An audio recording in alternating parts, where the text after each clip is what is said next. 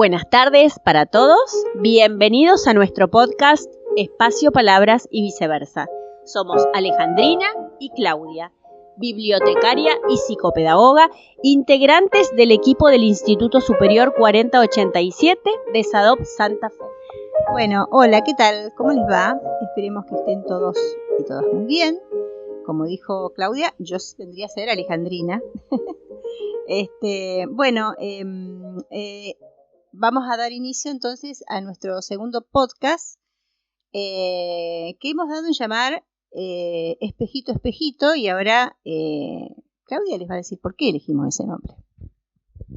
Bueno, este título queremos contarles que la intención es hacer en este encuentro una invitación a bucear hacia su interior, a través de preguntas que oficiarán como disparadores de nuestra temática. ¿Y cuál es nuestra temática? El porqué del quehacer docente. ¿Arrancamos? Bueno, aquí van nuestros disparadores. Para cada uno de ustedes, queridos docentes, oyentes, van las siguientes reflexiones. ¿Cómo llegaste a la docencia? ¿Cómo fue tu recorrido previo? ¿La docencia fue un deseo que te acompañó desde siempre? ¿Algo en tu historia personal te impulsó en esta dirección? ¿De qué imaginabas que se trataba la docencia de nivel inicial? ¿Cómo fueron tus primeros pasos en el hacer docente? ¿Qué es lo que te mueve de ese intercambio con los niños?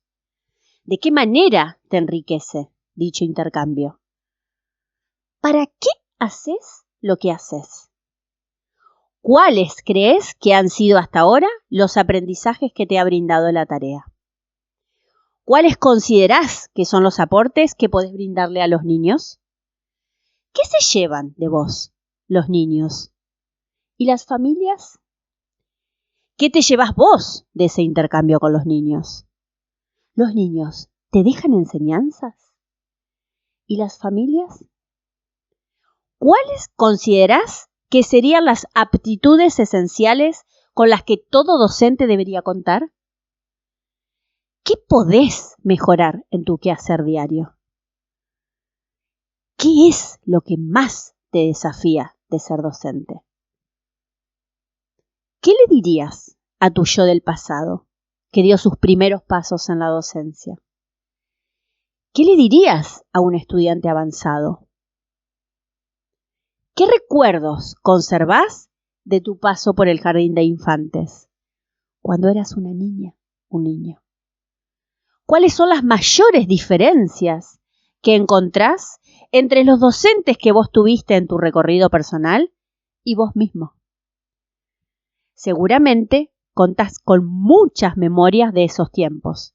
Te invitamos a compartirlas. O sea, como podrán escuchar, este capítulo nos conduce a muchísimas preguntas. De ahí la idea de graficarlo con el espejo. No son las mismas preguntas. Obviamente el tema de llamarlo espejito, espejito nos lleva directamente hacia el cuento de Blancanieves.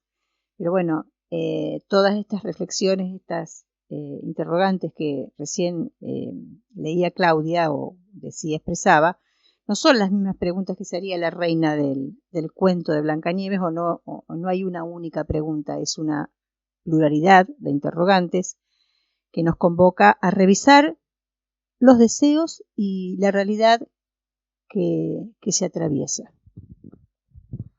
Todos, Ale, interrogantes que tocan la fibra más íntima de cada uno de ustedes. Reflexiones que denotan la importancia de la emocionalidad. Y aquí vamos a hacer un parate, vamos a detenernos en el estado emocional y en el clima que generamos en el aula. Es tan importante, Ale, esto, porque ese estado emocional con el que llegamos a la salita es el que los niños reciben. Contagiamos nuestros estados emocionales. Y he aquí un gran desafío, porque implica mirar hacia adentro, reconocer cómo me siento, habilitar el sentimiento, el propio y el de los niños. Y muchas veces, como adultos, nos sentimos desbordados con nuestras propias emociones. Nos sentimos desconcertados, frustrados, tristes, sin causa aparente. Y no llegamos a entender ni cómo nos sentimos realmente, ni qué consiguió ponernos de ese humor. Entonces, querido docente, oyente que nos estás escuchando, te invitamos a reflexionar. ¿Qué te hace saltar la térmica? Si la escuela fuera una cancha de fútbol, ¿en qué áreas sentís vos que tu balance personal, emocional, pierde equilibrio? ¿Y con qué recursos contás para nivelar esos estados emocionales? Y esto es clave, Ale, porque hasta que no estoy emocionalmente balanceado, no puedo ser racional. Es así como decís vos, Clau, porque muchas veces se contrapone, digamos, se ponen en veredas opuestas la razón y la emoción, pero en realidad son componentes esenciales de nuestra naturaleza humana. Integrar estas dos dimensiones nos va a permitir responder de manera más completa, más consciente y efectiva a los desafíos que nos va presentando la vida. Y también es importante, creo, sumar a esta introspección, a esta constelación de preguntas, ese qué recordamos de nuestro paso por la escuela, que un poco vos ya lo dijiste en ese cúmulo de preguntas, que decía, ¿qué es lo que recordamos de nuestro paso por la escuela? ¿Nos gustaba ir, encontrarnos con nuestros compañeros? ¿Nos gustaba cómo nos enseñaban? ¿Cómo aprendíamos? ¿Qué tiempo necesitábamos para aprender cosas o para disfrutarlas, digamos, ya sea de manera individual o colectiva? Por eso insistimos en que llamamos espejito, espejito, porque es pararse frente a un espejo, nos da la devolución de una imagen, y en esa imagen hay mucha memoria, digamos, acá. Andrea Aliot, que es una investigadora en formación docente y doctora en ciencias de la educación por la UBA, sostiene que la experiencia previa de quienes eligen enseñar influye de forma decisiva en sus prácticas pedagógicas. Decisiva. Por eso propone que los profesorados revisen críticamente esas vivencias para evitar idealizar, digamos, modelos escolares del pasado. Ella escribió un libro muy interesante respecto a esto que se llama La biografía escolar de los docentes. El título me encanta.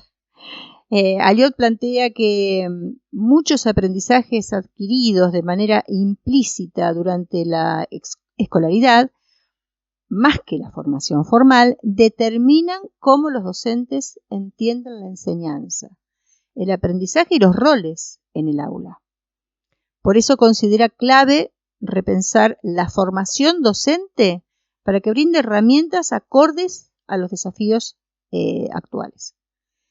Quienes se forman como docentes llegan al profesorado a veces con una historia escolar que influye realmente muchísimo en sus prácticas, y al volver a la escuela como maestros resurgen esos recuerdos, esos modelos aprendidos en su propia experiencia como alumnos y alumnas. Estos referentes, sin embargo, muchas veces no se ajustan a las demandas actuales, ya que la escuela ha cambiado, profundamente en las últimas décadas. Y vos en algún momento decías, nos sentimos desconcertados cuando llegamos, ¿no es cierto?, a iniciar la jornada escolar. Nos sentimos desconcertados, frustrados, tristes, sin causa aparente. Y yo agregaría sin causa y con causa, porque también es pertinente señalar que enseñar hoy implica comprender una realidad muchísimo más compleja en las que las viejas estructuras conviven con nuevas dinámicas. Por eso es clave revisar críticamente las imágenes del pasado que aún nos condicionan, como el maestro estricto o el profesor inspirador, y confrontarlas con los desafíos del presente. Las idealizaciones escolares pueden dificultar la comprensión profunda de lo que significa enseñar hoy. Ya que estamos hablando de recordar y estamos invitando también a los oyentes a realizar este ejercicio, vamos un poquito a abrir también con nuestros propios baúl de recuerdos, ¿no? ¿Cómo recuerdas a tus maestras, Clau? Seguramente algunas quedaron más que otras. Bueno, contanos. Así es, Ale, como vos lo decís, se quedaron en este baúlcito de los recuerdos, en esta memoria emocional, muchas experiencias y muchos intercambios con docentes y diferentes tipos de docentes. Vamos a arrancar por el recuerdo más grato que tengo. Corría allá hace muchos años una escuela primaria en la que yo iba, en una escuela solamente de niñas. En aquella época existía la materia que se llamaba actividades prácticas, también conocida como labores.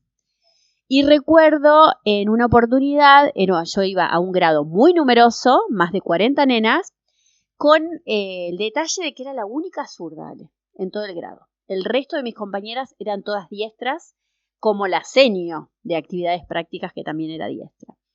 Y nos estaba enseñando esta señorita a tejer con 2 agujas, para lo cual para mí era bastante dificultoso. Y recuerdo una amorosidad, una paciencia y una dedicación por parte de esta maestra para que yo pudiera ir comprendiendo cómo era este hacer del tejer con las 2 agujas. Esa es una experiencia que recuerdo mucho. Y mirá que pasaron un montón de años, pero lo tengo súper fresco. Y por otro lado también tengo otro recuerdo que no es tan grato como el que anteriormente acabo de compartir. También corría la educación primaria. Yo era muy chiquita, creo que estaba en primer grado. Y bueno, imagínate, pongámonos en el lugar de esa niña, en este caso primer grado, muy chiquitita, muy menudita. Y tenía una señorita en dibujo que era muy alta. Ella era muy alta y a los ojos de un niño pequeño la veía más o menos como un gigante. Y recuerdo una ocasión que sin querer con mi mocasín escolar la pisé y fue un gigante que se acercó rápidamente hacia mí, desde la altura bajó, se puso a mi altura y me pegó un grito, Ale, que me dejó absolutamente congelada. Y como te digo, pasaron muchos años y esa experiencia, ese recuerdo yo lo tengo muy vívido. Y bueno, no fue de los recuerdos más lindos. Ahí no hubo como mucha amorosidad, mucha empatía. Yo te diría que todo lo contrario, y es como que para el resto del día me bloqueó bastante, porque me asustó mucho. ¿Vos, Ale, tenés algún recuerdo para compartirnos? Bueno, mira, yo también voy a recurrir a una anécdota linda, digamos, feliz, y otra no tan feliz. Vamos a empezar también por la que recuerdo con más cariño, que bueno, una vez la señorita estaba, creo que en tercer grado, o cuarto, no me acuerdo bien, había propuesto una lectura determinada que teníamos en el manual. Teníamos que practicarla en casa y después, bueno, al otro día se hacía como una especie de, no sé si llamarlo competencia, pero bueno, un poco para compartir también, para empezar a entrenarnos en la lectura para los demás, digamos, bueno, o sea, de una experiencia de lectura íntima, devolverla para el grupo de los chicos, para nuestros compañeros, digamos. Bueno, y yo me acuerdo que la había estudiado en casa, la había repasado muchísimo, qué sé yo, y estaba muy motivada por leerla. Cuando llega el momento, empiezo a leer y me sale muy mal.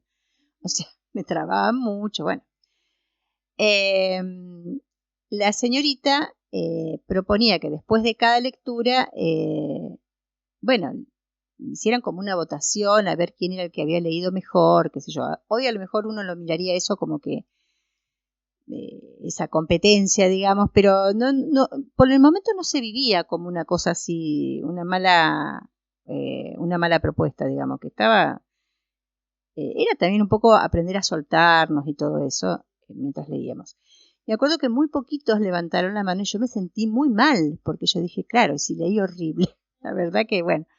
Sin embargo, la señorita me dijo, no te hagas problema, yo voto por vos. Y a mí ese voto, realmente un voto de confianza, de apoyo y de amor, realmente me ayudó muchísimo. Esa sería la anécdota feliz. La anécdota no tan feliz es que estábamos una vez en una prueba que había llegado de vicedirección. En ese momento las pruebas que llegaban no eran en fotocopia, sino a través del mimeógrafo, se llamaba, que bueno, dejaba mucho que desear la impresión, digamos, de las palabras, digamos, bueno, y yo me acerco para preguntarle ingenuamente a la maestra qué decía, por ejemplo, la pregunta 2, y ella se da vuelta y me tira los pelos, o sea, ese desconcierto, ¿no? Y ese temor al que vos decías también, que como uno le queda, pero porque el desconcierto también tiene que ver con esa cosa injusta, digamos, porque, o sea, yo fui a preguntar algo que no entendía y esa fue su respuesta, digamos. Pero bueno, en esa época, muchísimos años atrás, estaba legitimado de pronto que el docente pudiera, qué sé yo, dar un coscorrón o un tirón de pelo, como en este caso, bueno. Pero para mí fue espantoso, o sea, fue una cosa que no estaba acostumbrada.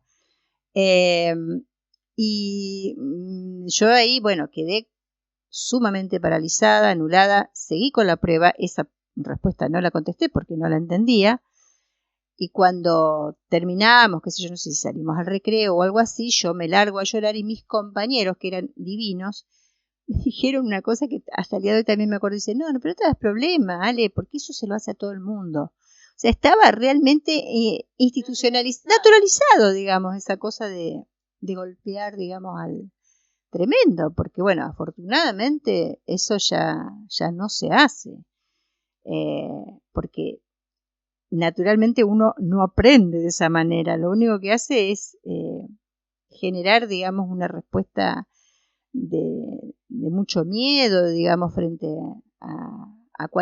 inclusive no solamente a no saber, sino a preguntar cualquier cosa, porque uno dice, bueno, qué sé yo, pregunto algo que no sé, no para molestar, pero bueno, esos son mis recuerdos de mi paso por la escuela primaria. Lo que más recuerdo, después hay un montón de cosas que realmente me gustaba ir a la escuela, me gustaba compartir con mis compañeros y todo. Bueno, como dijimos entonces, Clau, la escenografía pedagógica ha cambiado mucho. Hay un libro muy interesante que se llama Maestras Argentinas, entre mandatos y transgresiones, que es del 2020. Este libro habla sobre estas transformaciones, un libro que narra la historia, digamos, de la docencia argentina, y a través de estas biografías recorren la docencia desde la colonia hasta la actualidad. Está escrito por 90 autores, es decir, es un trabajo colectivo, digamos, ¿no? Y aparte, cada docente que narra, digamos, su experiencia pertenece a distintos ámbitos del país. Por supuesto, como siempre decimos que todo lo que vamos haciendo referencia acá en nuestra plataforma la vamos a subir. Decía entonces que el escenario escolar ha cambiado mucho. Hoy, por ejemplo, las pantallas ocupan un espacio enorme en los cuerpos, las mentes, la manera de interpretar lo que se ve, ese secuestro, perdón por la palabra, pero es a veces uno cuando está frente a una persona parece que no está ahí, digamos, ese secuestro que practican sobre la atención y muchos etcéteras extras. Y la docencia, como otras profesiones, ha cambiado, se ha vuelto más compleja, pero bueno, naturalmente esto no implica que el pasado fuera mejor, ni que sea posible volver a modelos antiguos, ni considerar tampoco el avance tecnológico como un enemigo. De hecho, recientemente, gracias a la tecnología, todas y todos pudimos observar, celebrar y quedarnos maravillados frente a la expedición hacia el fondo del mar argentino que compartió CONICET, que fue bellísimo. Bueno, decimos entonces que enseñar supone enfrentar nuevos desafíos en contextos exigentes, aunque a menudo falten herramientas y condiciones laborales adecuadas. Y retomando a Andrea Ayotte, en el libro mencionado que anteriormente, ella sostiene que la estructura escolar actual, originada en los siglos XVIII y XIX, sigue organizando el conocimiento de manera fragmentada, con docentes asignados por materia o grado, y que sin embargo las demandas actuales impulsan enfoques más integradores e interdisciplinarios, transversales, tal cual. Los docentes buscan superar estas limitaciones estructurales y adaptar sus prácticas, y en ocasiones es necesario modificar la organización escolar para facilitar propuestas pedagógicas que respondan a las necesidades de las nuevas generaciones. Es necesario, fomentar espacios de trabajo colaborativo entre docentes y para enriquecer justamente la enseñanza mediante el intercambio y la construcción conjunta. Ella resalta mucho esto, la construcción conjunta. Sin embargo, en muchas escuelas estos espacios son insuficientes o carecen de respaldo institucional. Muy grave. Muchas veces están las intenciones por parte de los docentes, pero cuando no hay un acompañamiento de arriba, la tarea se hace muy engorrosa, muy cuesta arriba, y los docentes también deben sentir mucha impotencia. Naturalmente, esa es la palabra. Superar esta visión va a implicar promover experiencias de coenseñanza, proyectos integradores y un uso más flexible de los espacios escolares. Y naturalmente se promueven otros climas de aprendizaje. Así es, Ale. Estas condiciones influyen profundamente en el quehacer pedagógico. Pero es importante tomar conciencia que necesitamos generar un clima positivo en el aula, donde los niños esperen con ansias, con alegría, la llegada de su seño.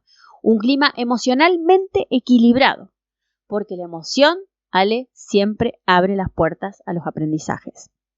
Necesitamos un ambiente libre de amenazas, un ambiente que dé seguridad a los niños y docentes que tengan un registro de sus estados emocionales. No hay nada más contagioso que la emoción. Si estamos emocionados por los que enseñamos y contagiamos la emoción, estamos creando el clima justo, el clima propicio para las situaciones de enseñanza-aprendizaje. ¿Y qué sucede a estas edades cuando son tan pequeños los niños? Son emoción en estado puro. Son una bomba de emoción. No cuentan aún con la madurez biológica que les permita regular sus emociones. Ahí entran ustedes, queridos docentes, oyentes. Adultos, quienes deben ser un ejemplo de la regulación emocional. Ellos solitos a estas edades no pueden hacerlo aún. Entonces, ¿qué es lo que necesitan? Necesitan de un adulto maduro que los ayude a encauzar y modelar sus conductas. Para eso, fundamental, sentido común, es necesario que ese adulto esté regulado primero. Y aquí le damos la bienvenida a la empatía, Ale, la cual definimos como la capacidad de ponerse en el lugar del otro. A diferencia de la simpatía en la que dos personas coinciden, en la empatía no hay coincidencia, pero sí hay entendimiento. Y dicha empatía puede utilizarse tanto para ayudar a un niño a calmarse cuando se siente desbordado, como para ayudarlo a aumentar su inteligencia emocional. En ambos casos, el hecho de ayudar a un niño con empatía va a ayudarlo a comprenderse y a conectar sus emociones con sus pensamientos. Lo que hoy mencionabas vos, Ale, anteriormente. Que no se genere, porque no existe esa dualidad entre emoción y pensamiento. Está todo súper vinculado. Entonces, a la hora de dar respuestas empáticas que conecten con los niños, es tan importante acertar su frecuencia emocional, su emoción, como la intensidad de dicha emoción. Porque no es lo mismo estar contento que estar alegre, que estar eufórico. No es lo mismo estar irritado que estar furioso, que estar... No es lo mismo. Entonces, eso habla de la intensidad de la emoción. Y tener esto siempre presente. Las emociones van a facilitar los aprendizajes. Entonces, la pregunta a continuación sería, ¿cómo podemos, en la salita, generar emociones positivas? De muchas maneras. Podemos usar el humor, las imágenes, la conversación, una canción, poesías, adivinanzas, compartiendo con los niños las inquietudes, las experiencias e ilusiones. Y una cosa más, haciendo a los niños protagonistas de sus aprendizajes, que los niños se apropien de sus aprendizajes. En definitiva, construyendo un vínculo de apego, donde el niño sabe que siempre puede recurrir a vos, donde tiene la tranquilidad de que avanza pasito a pasito, pero siempre que lo necesite, puede volver a vos. Hermoso, Clau. Bueno, viste que yo soy bibliotecaria y a mí todo lo relaciono con libros. Bueno, y nuestro podcast que se llama Espacio, Palabras y Viceversas, yo, después de lo que vos estás diciendo, le doy un valor más importante a ese encuentro que tienen de pronto los chicos con la literatura tempranamente, ¿no? Con la poesía, con la... bueno, con todo lo poético, con lo metafórico, que bueno, lo relaciona también con lo simbólico. Y acá quiero resaltar el trabajo fundamental de los mediadores, que puede ser el propio docente, la bibliotecaria o él o la profesora de música, que son los que construyen puentes humanos, ¿no? Para habilitar posibilidades comunicacionales, o sea, la palabra. La palabra es algo que el lenguaje nos construye y nos permite expresar lo que nos pasa y ver también lo que pasa a nuestro alrededor. Cuando se aprende a comunicar. Bueno, y muchas veces esos espacios a través de la literatura o que proponen, digamos, los mediadores, abre, ¿no es cierto? Abre espacios de conmoción, de pensamiento, de interpretación, de empatía que vos estás mencionando, de comprensión. Son infinitas las alquimias que se producen en estos encuentros, tanto para los alumnos como para los docentes, porque nunca se sabe a dónde puede llevarnos la provocación emocional que se despierta o que nos despierta una lectura, una narración oral, una canción, una poesía. Inclusive cuando, por ejemplo, en mi experiencia como bibliotecaria, yo he leído muchas veces un mismo texto y las respuestas son siempre distintas. Y nuestra recepción de esas respuestas también nos provocan estados distintos. ¿Cuántas veces a través de textos leídos o cantados o escuchados se habla de lo que nos pasa y que no sabíamos cómo narrarlos, específicamente de parte de los niños, ¿no es cierto? De los chicos y las chicas que a veces no saben explicar qué es lo que les está pasando. A veces a través de un texto eso se revela, digamos, ¿no? Bueno, quiero compartir justamente un párrafo sobre el papel de los mediadores que pertenece a María Teresa Andrueto, que dice: hay que decir que en todas las épocas, pese a las limitaciones que se han impuesto a las modas y a los cambios en los programas, siempre hubo maestros que supieron transmitir a sus alumnos la pasión de leer. Durante las entrevistas que realizamos, estos jóvenes tan críticos hacia la escuela, entre frase y frase, evocaban a veces a un maestro que había sabido transmitirles su pasión, su curiosidad, su deseo de leer, de descubrir.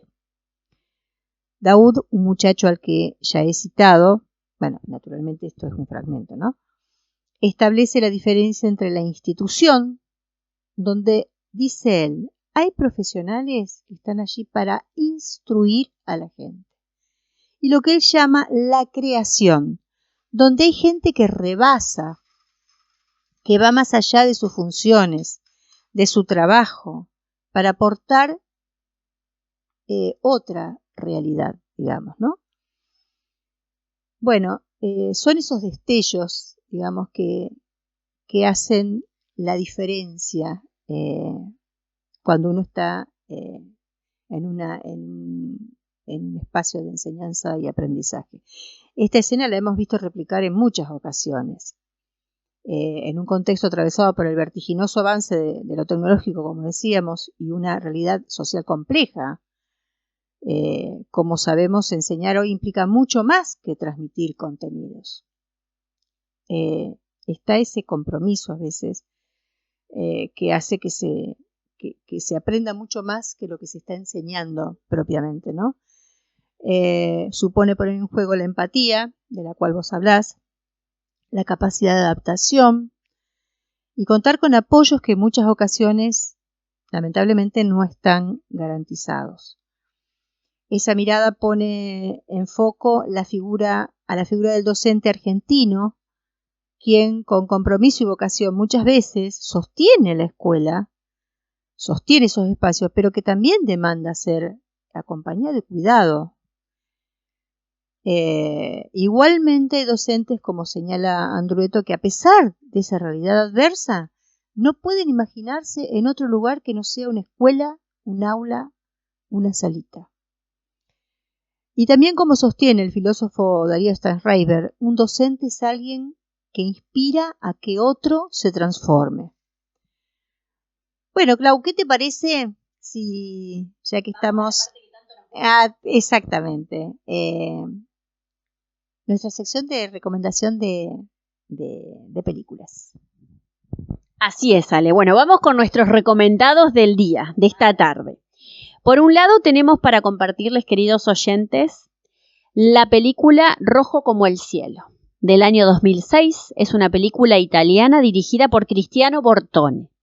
Trata sobre un niño que a raíz de un accidente queda ciego y debe asistir a una escuela solo para invidentes. Está ambientada en los años 70. ¿Qué pasa con su nueva realidad? ¿Quiénes se cruzan en su vida? Este vínculo que tiene con su docente. Es una película muy poética desde su título mismo y es muy inspiradora. Súper recomendada, queridos oyentes, si no han tenido oportunidad de verla, es muy hermosa. Yo la vi hace muy poco y me pareció bellísima. Realmente basada en hechos reales. Hermosa película. Y la otra es Una escuela en Cerro Hueso, que data del año 2021, es reciente. Es una película documental argentina dirigida por la santafesina Betania Capato. Trata sobre la historia de Emma, que es una niña con autismo, y el peregrinaje de sus papás para encontrar una escuela que la contenga y la comprenda. Finalmente, dan con una escuela primaria de una pequeña ciudad a orillas del río Paraná. Esas son mis recomendaciones. ¿Ale? ¿Cuáles son las tuyas para compartir? Altas recomendaciones, Clau. Bueno, yo sigo con las mías. Hay una película, es un documental en realidad, que se puede ver por YouTube tranquilamente, está subtitulada inclusive, que se llama Pensando en los demás, es del 2003. Es un documental premiado que está dirigido por el japonés Noboru Katsu, espero estar diciéndolo bien. Dura nada más que 50 minutos y muestra cómo un profesor de primaria, Toshiro Kanamori, que es maestro de cuarto, se preocupa por lo que hablabas hoy justamente, por crear un ambiente de confianza en el que las emociones son las protagonistas. También quiero recomendar un corto muy lindo que se llama Naturales. Es un corto español que rinde homenaje a la educación y a la labor docente. Es del 2015 y está dirigido por David Ulloa. Y creo que vos tenías algo más, me habías comentado algo. Lo estaba olvidando, gracias Ale por recordarlo. Tenemos también una charla a José Antonio Fernández Bravo, el doctor en Ciencias de la Educación, tiene un extensísimo currículum. Para él la pregunta fundamental no es cómo de bien realizan los niños y las niñas los ejercicios que hacen, sino cuánto bien les hacen a ellos los ejercicios que realizan. Imperdible esta charla. Bueno, muchas cosas para ver, para leer, para escuchar. Bueno, para cerrar ya un poco, lo charlamos en el podcast anterior, pero bueno, insistimos que naturalmente se aprende mucho mejor cuando interviene el juego, que también insistimos no es potestad exclusiva de la infancia, sino que es algo que deberíamos jugar todo el tiempo los adultos también, ¿no? Toda la vida, exactamente. Bueno, la inspiración que promueve la transformación habría entonces que sumarle la invitación al juego, porque el juego en la infancia es mucho más que una simple forma de entretenerse, digamos. A través del juego ya sabemos que los nenes y las nenas recrean tanto lo que han vivido como lo que imaginan. Juegan con lo que se dice, con lo que no se dice, dan forma a mundos que muchas veces resultan incomprensibles para las personas adultas.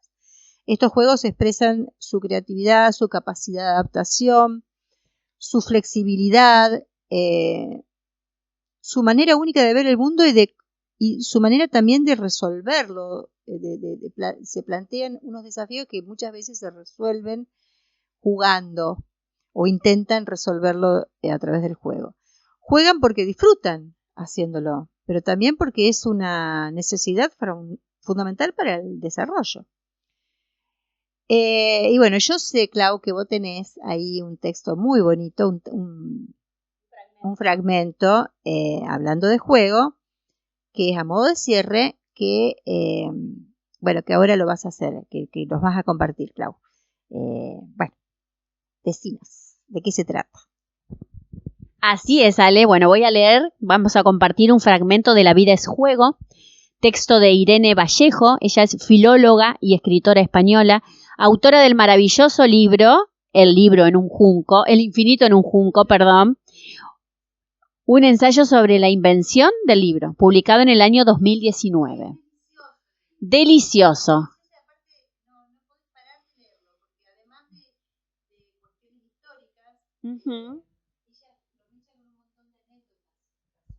Muy bien. A no perderse esta lectura también recomendada por Alejandrina.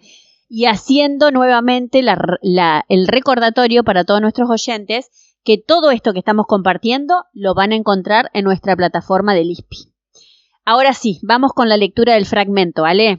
La vida es juego, de Irene Vallejo. Con el tiempo, averiguamos que la palabra escuela procede del griego schole, que significa ocio, tiempo libre. Nuestros antepasados pensaban que las horas de estudio son un recreo para uno mismo, frente al trabajo que te pone al servicio de un amo o del dinero. En latín, studium se traduce por afición, mimo, y la voz ludus, de la misma familia que la ilusión, servía para nombrar a la vez el juego y la escuela. En la división entre descanso y tareas, aprender pertenecía al terreno de la libertad y la diversión. La escuela antigua no siempre supo estar a la altura de ese risueño ideal, pero ya Sócrates y los sofistas entendieron la enseñanza como disfrute y diálogo. Siglos más tarde, Epícteto señaló una paradoja esencial. Necesitas cierta ligereza para jugar con solidez.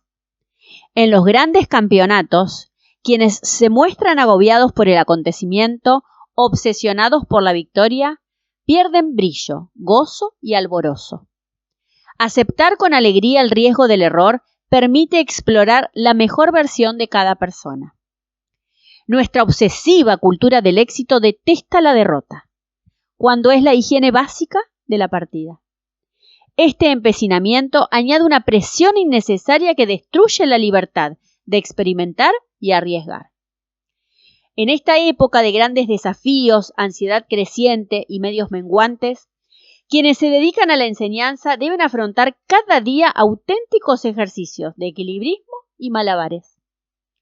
Para que su trabajo no se convierta en campo de batalla, sino de juego, como querían los antiguos, necesitan apoyo y recursos.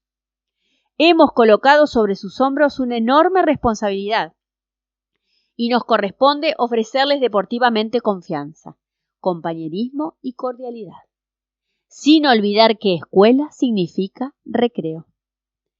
Se explica que jugar no es lo contrario de la seriedad, como muestra la concentración de los ajedrecistas.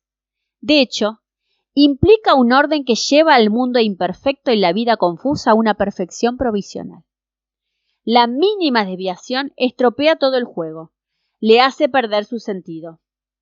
Si se incumplen las reglas, se deshace el mundo imaginario.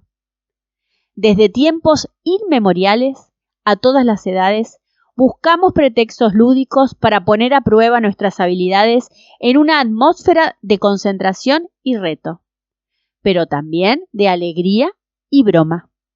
Aprendemos más cuando el puro placer nos hace olvidar que estamos aprendiendo. Con suerte, conseguimos ser niños con los años. Tal vez solo deberíamos tomar en serio lo que nos haga sonreír. Hermoso, Clau. Gracias, Irene, también por escribir este hermoso escrito, este hermoso texto. Bueno, y así nos despedimos. Hasta nuestro próximo capítulo. Esperemos que lo hayan disfrutado tanto como nosotras y nos encontramos dentro de un tiempito. Capaz. Bueno, feliz jornada. Adiós.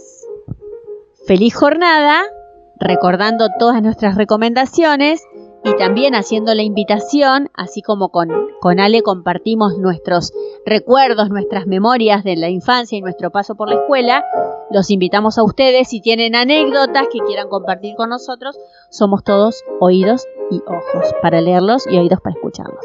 Que tengan una hermosa jornada.